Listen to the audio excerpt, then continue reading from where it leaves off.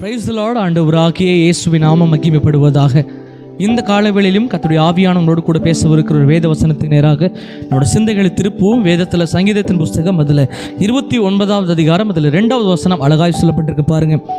கர்த்தருடைய நாமத்திற்குரிய மகிமையை அவருக்கு செலுத்துங்கள், பரிசுத்த அலங்காரத்துடனே கர்த்தரை தொழுது கொள்ளுங்கள். எனக்கு அன்பான தேவ பிள்ளைகளே, கர்த்தருடைய வார்த்தை அழகாய் சொல்லப்பட்டிருக்கிறது. பரிசுத்த அலங்காரத்தோடு கூட கர்த்தரை நாம் தொழுது கொள்ள வேண்டும். ஆண்டவர் விரும்புகிற ஒரு அலங்காரம் எது அப்படின்னா ஹோலினஸ், பரிசுத்தம். இன்றைக்கி ஒரு இடத்துக்கு நம்ம போகிறோம், இல்லை ஒரு சபைக்கு போகிறோம், இல்லை ஒரு மீட்டிங் போகிறோம் அப்படின்னா வசனம் சொல்லுது 2 பேர் 3 பேர் வருதும் போது கர்த்தர் அங்கே வந்துடுறார். அப்போ ஒரு மீட்டிங் நடக்கும்போது, ஒரு ஜெபம் நடக்கும்போது, இல்லை ஒரு குடும்ப ஜெபம் நடக்கும்போது, ஒரு சர்ச் நடக்கும்போது கர்த்தர் முதலாவது அந்த இடத்துல வந்துடுறார். வந்ததுக்கு பின்பதாக நம்ம ஒரு அலங்காரத்தோடு வரலாம். ஒரு நல்ல சாரி கட்டுறோம், நல்ல ஒரு வேஷ்டி சட்டை கட்டுறோம், நல்ல ஒரு கோட் ஷூட் போடுறோம், நல்ல ஒரு நகைகள் போடுறோம், நல்ல ஒரு திறமையான நமக்கு பிடிச்ச மாதிரி நிறைய ட்ரெஸ்ஸிங் பண்ணுறோம். ஆனால் அதை வரும்போது ஏசு பாப்பாரான்னு கேட்டால், நீங்கள் சர்ச்சுக்குள்ள ஒரு கால், ரைட் கால் எடுத்து வைக்கிறீங்க, லெஃப்ட் கால் எடுத்து வைக்கிறீங்க, எது வேணாம் ஓகே. உள்ளே வரும்போது ஏசு கிறிஸ்து, என் பிள்ளை அழகாக ட்ரெஸ் பண்ணியிருக்கு, என் பையன் நல்லா கோட் ஷூட் பண்ணிருக்கிறான், என் பிள்ளை வந்து நல்லா வேஷ்டி சட்டை பாரு எவ்வளோ இன்பண்ணி ஜம்முன்னு வந்திருக்கு, அதை ஏசு பாப்பாருன்னு நினைக்கிறீங்களா? இல்லை. ஏசு பார்க்குறது தெரியுமா? உங்கள் இருதயத்தில் பரிசுத்தம் இருக்கதா என்பதான் ஏசு பார்க்குறார். அப்போ ட்ரெஸ்ஸு போடக்கூடாத பாசம் கேட்டால் பிரச்சனை இல்லைங்க, எவ்வளோ அழகான ட்ரெஸ் வேணால் நீங்கள் போடலாம். ஆனால் தகுதி உள்ள வஸ்திரத்தை நீங்கள் போடுங்க, தகுதி உள்ள ஆடைகளை நீங்கள் அணிங்க. அதை பார்த்து கர்த்தர் என்றைக்குமே அதை வந்து தள்ளிவிடவும் இல்லை, அதை வந்து ரொம்ப நேசிக்கவும் இல்லை. கர்த்தர் விரும்புகிற ஒரு அலங்காரம் பரிசுத்தம். எனக்கு அன்பான தெய்வ பிள்ளைகளே, இன்னைக்கு பரிசுத்தத்தோடு கூட ஆராதிக்க வேண்டும் என்று கர்த்தர் விரும்புகிறார். உலக பிரமாணமாய் நம்ம வந்து முழங்கால் படிக்கிட்டு நம்ம வந்து குதித்து அதை ஒரு பக்கம் அவர் வந்து பார்த்தாலுமே அதை ஒரு பக்கம் பார்க்குறாரே தவிர பரிசுத்தத்தை தான் அவர் மெயினாக பார்க்குறார். அப்போ கர்த்தர் விரும்புகிற ஒரு காரியம் என்ன? தொழுது கொள்ள வரவங்க அழகான ட்ரெஸ் பண்ணியிருக்க வேண்டும் என்று அவசியம் இல்லை. ஒருவேளை இன்றைக்கி பலர் இந்த வீடியோ பார்த்து கொண்டு இருக்கலாம். பலர் பார்த்திங்கன்னா நல்ல ட்ரெஸ் இல்லைனுக்காக சர்ச்சுக்கு போகாமல் இருப்பாங்க, காலையில் குளிக்கலைங்கிறக்காக சர்ச்சுக்கு போகாமல் இருப்பாங்க, லேட் ஆயிடுச்சுங்கிறக்காக சர்ச்சுக்கு போகாமல் இருப்பாங்க. ஆனால் ஏசப்பா நீங்கள் சொல்கிறாரு, உன்னுடைய அலங்காரத்தை ஏசு பார்க்கல, உன் பரிசுத்தத்தை ஏசு பார்க்குறாரு.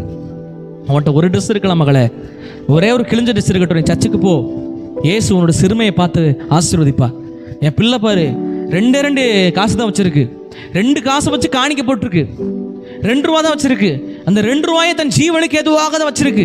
ஆனால் அந்த 2 ரூபா பாருங்கள், ஏசு கிறிஸ்து ஒரு இடத்துல சொல்கிறப்பா, ஒரு காணிக்கப்பட்டு முன்னாடி உட்காந்துருக்கும் பொழுது பல லட்சமாக 1000 கணக்காக போடுறாங்க. ஆனால் ஒரே ஒரு விதவை 2 ரூபாய் வந்து போடுது. சீசர்கள் கேட்குறாங்க, யார் ஆண்டவரே உண்மையாக வந்து காணிக்க போட்டது? இந்த காணிக்க போட்டதில் யார் வந்து அதிகமான காணிக்க போட்டுன்னு கேட்டதுக்கு ஏசப்பா சொல்கிறாரு, 2 ரூபா போட்ட அந்த ஏழை விதவை. ஏன்னா அந்த பிள்ளைகிட்ட மொத்தம் இருந்ததே 2 ரூபா தான்ப்பா. அந்த 2 ரூபாய் கூட அந்த பிள்ளை பார்க்காம ஆண்டவருக்காக நான் வாழணுமேங்கிற அந்த எண்ணத்தோடு கூட என்னை தேடிச்சு பார்த்தியா, அதை தான் நான் பார்க்குறேன்னு சொன்னார். அப்போ ஆண்டவர் வந்து என்றைக்குமே வெளிப்புறமான நீ கர்த்தருக்காக செய்வதை பார்ப்பதில்லை, மனப்பூர்வமாக நீ செய்கிறதை கர்த்தர் பார்க்குறார்.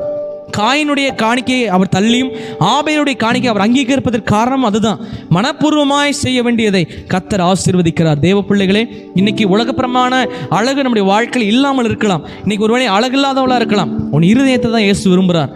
மனுஷன் உன் முகத்தை பார்க்கிறான், மனுஷன் பார்க்கிற விதமாக நான் பார்க்கல, உன் இருதயத்தை பார்த்து உன்னை ஆசீர்வதிக்கிற கர்த்தர் உன் கூட இருக்கிறார். அதனால இன்னைக்கு உனக்கு பரிசுத்தம் இல்லை அப்படின்னு சொன்னாதான் நீ கவலைப்படணும். அழகு இல்லை, என்கிட்ட டேலண்ட் இல்லை, எனக்கு நல்ல ட்ரெஸ் இல்லை, ஐயோ எனக்கு இதை பண்ண இல்லை, இன்னைக்கு அதை பண்ண இல்லை. உனக்கு ஒருவேளை சர்ச்சுக்கு இந்த வாரம் தான் போட்டு போனேன், அடுத்த வாரம் அதை போகணுமான்னு கேட்டால் போட்டு வாங்க, தப்பு இல்லை. ஆனால் ஆண்டவர் பார்ப்பார், என் பிள்ளைக்கு இது தேவையாக இருக்கா, என் தேவையை என் பிள்ளைகள் சந்திக்கணும், இந்த நிலைமையோடு கூட என் பிள்ளை என்னை தேடுது பாரு, என் தேவையோ அந்த பிள்ளையோட தேவையை நான் சந்திக்கணும்னு சொல்லி சந்திப்பார்.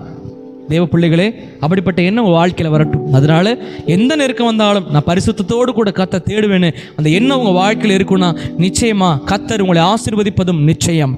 கண்களின் மூலம் ஜெபம் பண்ணுவோமா? அன்புள்ள தகப்பனே, உங்கள் நன்றியோடுமை துதிக்கிறோம். இந்த நாளில் கர்த்தருடைய கரம் இந்த பிள்ளைகளோடு இருப்பதற்காக ஸ்தோத்திரம். கர்த்தர் சொன்னபடியே பரிசுத்த அலங்காரத்தோடு கர்த்தரை தொழுது கொள்ளுங்கள். கர்த்தர் விரும்புகிறது என்னன்னா, நீ பரிசுத்தத்தோடு கர்த்தரை தொழுது கொள்ளணும்.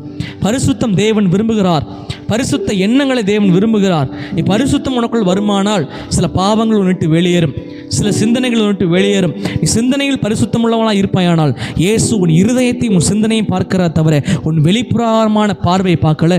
இயேசு விரும்புவது உன்னுடைய சிந்தையும் உன் பரிசுத்தத்தையும்.